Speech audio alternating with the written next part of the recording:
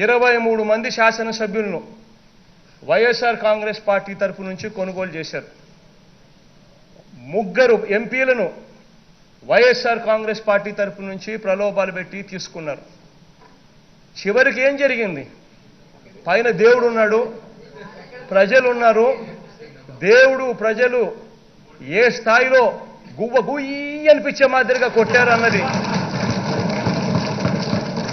అన్యాయం చేసిన వాళ్ళు కరెక్ట్గా అదే 23 మంది ఎమ్మెల్యేలు, అదే 3 ఎంపీలు, అది కూడా గెలిచింది. ఆ 3 ఎంపీలు కూడా 4,000 ఒకరు, 6,000 ఒకరు, 8,000 ఒకరు. అది కూడా కరెక్ట్గా దేవుడు ఎప్పుడు జడ్జిమెంట్ ఇచ్చాడు అధ్యక్ష?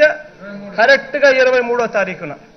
అంటే ఇంతకన్నా దేవుడు ప్రజలు ఇంతకన్నా కరెక్ట్ జడ్జిమెంట్ అనేది ఎక్కడ జరగదు.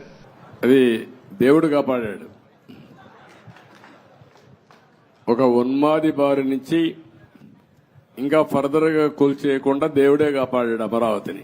మీరు కూడా కష్టపడ్డారు, రైతులు పోరాడారు, దేవుళ్ళు సహకరించారు.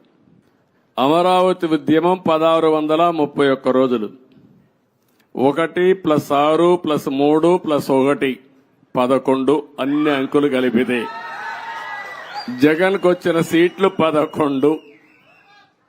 అంటే 2 సరిపోయినాయి. ఇదే దేవుడు రాసిన స్క్రిప్టు, ఇది దేవుడి స్క్రిప్టు.